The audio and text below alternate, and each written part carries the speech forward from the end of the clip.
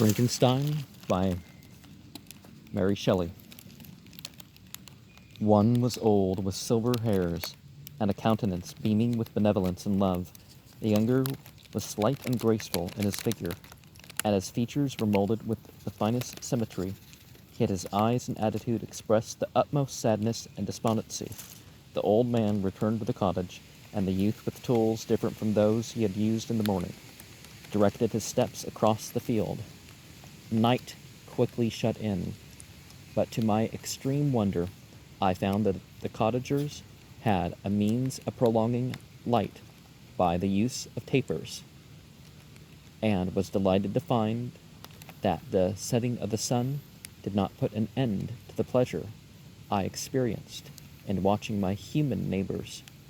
In the evening, the young girl and her companion were employed in various occupations which I did not understand, and the old man again took up the instrument which produced the divine sounds that had enchanted me in the morning. So soon as he had finished, the youth began, not to play, but to utter sounds that were monotonous, and neither resembling the harmony of the old man's instrument nor the songs of the birds. I since found that he read aloud, but at that time I knew nothing of the science of words or letters. The family, after having been thus occupied for a short time, extinguished their lights and retired, as I conjectured, to the rest.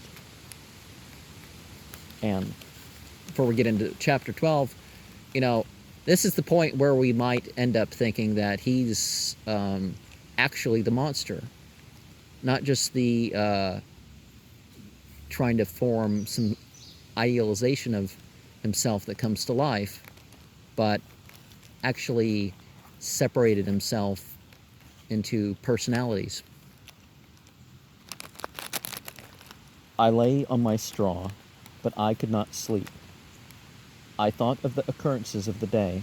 What chiefly struck me was the gentle manners of these people, and I longed to join them, but I dared not.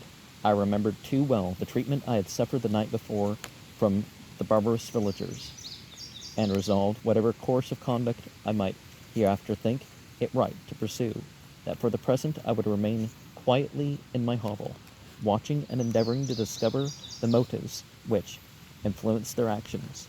The cottagers arose the next morning before the sun.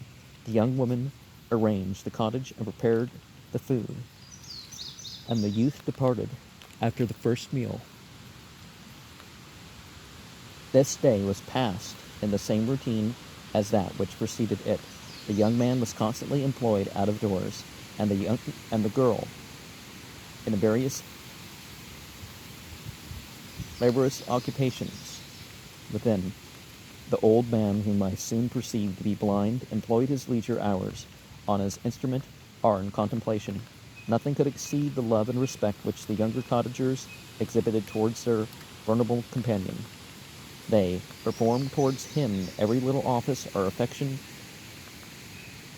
and duty with gentleness, and he rewarded them by his benevolent smiles. They were not entirely happy. The young man and his companion often went apart and appeared to weep.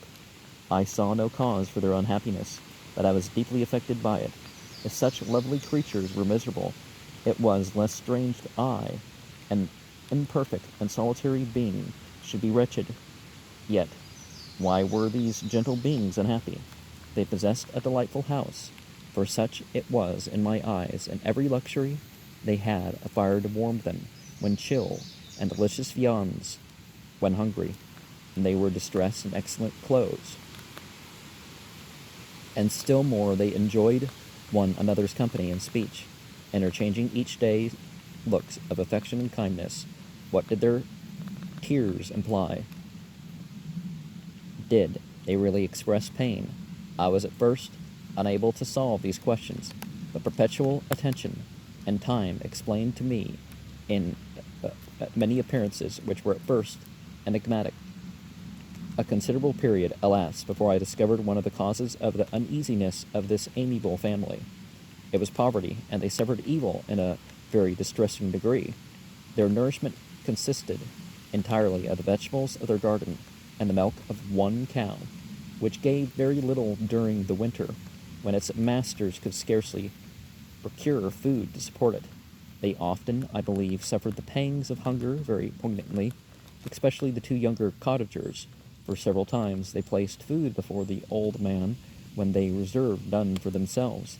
This trait of kindness moved me sensibly. I had been accustomed, during the night, to steal a part of their store for my own consumption, but when I found that in doing this I inflicted pain on the cottagers, I abstained and satisfied myself with berries, nuts, and roots, which I gathered from a neighboring wood.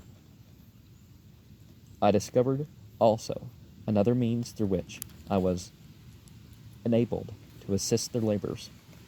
I found that the youth spent a great part of each day collecting wood for the family fire, and during the night I often took his tools, the use of which I quickly discovered and brought home, firing sufficient for the consumption of several days. I remember the first time I did this. The young woman, when she opened the door in the morning, appeared greatly astonished on seeing a great pile of wood on the outside. She uttered some words in a loud voice, and the youth joined her, who also expressed surprise. I observed with pleasure that he did not go to the forest that day, but spent it in repairing the cottage and cultivating the garden. By degrees I made a discovery of still greater moment. I found that these people possessed a method of communicating their experience and feelings to one another by articulate sounds. I perceived that the words they spoke sometimes produced pleasure or pain, smiles or sadness, in the minds and countenances of the hearers. This was indeed a godlike science, but I ardently desired to become acquainted with it. But I was baffled in every attempt I made for this purpose. Their pronunciation was quick, and the words they uttered, not having any apparent connection with visible objects, I was unable to discover any clue by which I could unravel the mystery of their reference. By great application, however, and having remained during the space of several revolutions of the moon in my hovel, I discovered the names that were given to some of the most familiar objects of discourse. I learned and applied the words fire, milk, bread, and wood. I learned also the names of the cottagers themselves. The youth and his companion had each of them several names, but the old man had only one, which was father. The girl was called sister or Agatha, and the youth Felix, brother or son. I cannot describe the delight I felt when I learned the ideas appropriated to each of these sounds, and I was able to pronounce them. I distinguished several other words without being able as yet to understand or apply them, such as good, dearest, unhappy. I spent the winter in this manner. The gentle manners and beauty of the cottagers greatly endeared them to me. When they were unhappy, I felt depressed. When they rejoiced, I sympathized in their joys. I saw few human beings besides them, and if any other happened to enter the cottage, their harsh manners and rude gait only enhanced to me the superior accomplishments of my friends. The old man, I could perceive, often endeavored to encourage his children, as sometimes I found that he called them to cast off their melancholy. He would talk in a cheerful accent, with an expression of goodness that bestowed pleasure even upon me. Agatha listened with respect, her eyes sometimes filled with tears, which she endeavored to wipe away unperceived, but I generally found that her countenance and tone were more cheerful after having listened to the exhortations of their father. It was not thus with Felix. He was always the saddest of the group, and even to my unpracticed senses he appeared to have suffered more deeply than his friends. But if his countenance was more sorrowful, his voice was more cheerful than that of his sister, especially when he addressed the old man. I could mention innumerable instances which, although slight, marked the dispositions of these amiable cottagers. In the midst of poverty and want, Felix carried with pleasure to his sister the very first little white flower that peeped from beneath the snowy ground. Early in the morning, before she had risen, he cleared away the snow that obstructed her path to the milk house, drew water from the well, and brought the wood from the outhouse, where, to his perpetual astonishment, he found his store always replenished by an invisible hand. In the day I believe he worked sometimes for a neighboring farmer, because he often went forth and did not return until dinner, yet brought no wood with him. At other times he worked in the garden, but as there was little to do in the frosty season, he read to the old man and Agatha. This reading had puzzled me extremely at first, but by degrees I discovered that he uttered many of the same sounds when he read as when he talked. I conjectured, therefore, that he found on the paper signs for speech which he understood, and I ardently longed to comprehend these also. But how was that possible, when I did not even understand the sounds for which they stood as signs? I improved, however, sensibly in this science, but not sufficiently to follow up any kind of conversation, although I applied my whole mind to this endeavor. For I easily perceived, although I eagerly longed to discover myself to the cottagers, I ought not to make the attempt until I had first become a master of their language, which knowledge might enable me to make them overlook the deformity of my figure. For with this also the contrast perpetually presented to my eyes had made me acquainted. I had admired the perfect forms of my cottagers, their grace, beauty, and delicate complexions. But how was I terrified when I viewed myself in a transparent pool. At first I started back, unable to believe that it was indeed I who was reflected in the mirror. And when I became fully convinced that I was in reality the monster I am, I was filled with the bitterest sensation of despondence and mortification. Alas, I did not yet entirely know the fatal effects of this miserable deformity. As the sun became warmer and the light of day longer, the snow vanished, and I beheld the bare trees and the black earth. From this time Felix was more employed, and the heart-moving indications of impending famine disappeared. Their food, as I afterwards found, was coarse, but it was wholesome, and they procured a sufficiency of it. Several new kinds of plants sprang up in the garden, which they dressed, and these signs of comfort increased daily as the season advanced. The old man, leaning on his son, walked each day at noon, when it did not rain, as I found it was called, when the heaven poured forth its waters. This frequently took place, but a high wind quickly dried the earth, and the season became far more pleasant than it had been. My mode of life in my hovel was uniform. During the morning I attended the motions of the cottagers. When they were dispersed in various occupations, I slept. The remainder of the day was spent in observing my friends. When they had retired to rest, if there was any moon, or the night with starlight, I went into the woods and collected my own food and fuel for the cottage. When I returned, as often as was necessary, I cleared their path from the snow and performed these offices that I had seen done by Felix. I afterwards found that these labors performed by an invisible hand greatly astonished them, and once or twice I heard them, on these occasions, utter the words good spirit, wonderful, but I did not then understand the significance of these terms. He still helped. My thoughts now become more active, and I longed to discover the motives and feelings of these lovely creatures. I was inquisitive to know why Felix appeared so miserable and Agatha so sad. I thought, foolish wretch, that it might be in my power to restore happiness to these deserving people. When I slept or was absent, the forms of the vulnerable blind father, the gentle Agatha, and the excellent Felix flitted before me.